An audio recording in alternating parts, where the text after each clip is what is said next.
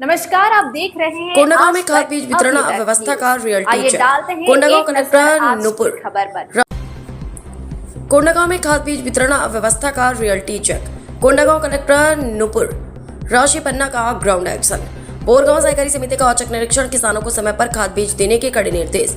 छत्तीसगढ़ के कोंडागांव जिले से इस वक्त की बड़ी खबर सामने आ रही है, जहां कृषि व्यवस्था को दुरुस्त करने के लिए प्रशासन पूरी तरह से एक्शन मोड में नजर आ रहा है। कोंडागांव के जिला कलेक्टर श्रीमती नूपुर राशि पन्ना ने खुद मैदान में उतरकर फरसगांव विकासखंड के अंतर्गत बोरगांव सहकारी समिति का औचक निरीक्षण किया। कलेक्टर ने सीधे तौर पर खाद और बीज के भंडारण और वितरण कार्यों की समीक्षा की, ताकि किसानों को किसी भी तरह की परेशानी का सामना न करना पड़े। इस निरीक्षण के दौरान कलेक्टर श्रीमती नूपुर राशि पन्ना ने सिर्फ कागजी कार्रवाई नहीं देखी, बल्कि उन्होंने वहां मौजूद किसानों से सीधा संवाद भी किया। कलेक्टर ने किसानों से बातचीत कर खाद की उपलब्धता और वितरण की जमीनी स्थिति की जानकारी ली। इसके साथ ही पारदर्शिता सुनिश्चित करने के लिए उन्होंने ई वॉश मशीन से की जा रही वितरण व्यवस्था की भी खुद अवलोकन किया। कलेक्टर के कड़े निर्देश। निरीक्षण के दौरान कलेक्टर ने अधिकारियों और समिति के कर्मचारियों को सख्त हिदायत दी है कि किसानों को समय पर और निर्धारित सरकारी दरों पर ही खाद उपलब्ध कराई जाए।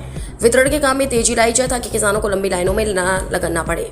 वितरण प्रक्रिया में किसी भी प्रकार की असुविधा या लापरवाही बर्दाश्त नहीं की जाएगी। हरित खाद पर विशेष जोर। इस दौरे की एक और बड़ी बात यह रही कि कलेक्टर ने किसानों को पारंपरिक खेती के साथ साथ वैज्ञानिक और टिकाऊ खेती की ओर मोड़ने का प्रयास किया। उन्होंने अधिकारियों को निर्देश दिए कि मूंग और नहजा बीज के वितरण में तेजी लाई और किसानों को हरित खाद के उपयोग के प्रति जागरूक करें। क्यों है जरूरी हरित खाद?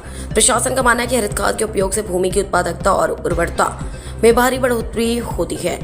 इससे कृषि उत्पादन को बढ़ावा मिलता है, साथ ही हमारे अन्नदाताओं को लंबे समय तक दीर्घकालिक बड़ा लाभ प्राप्त होता है। संवाददाता चंद्र प्रकाश कुलदीप, कोंडागांव, छत्तीसगढ़ से।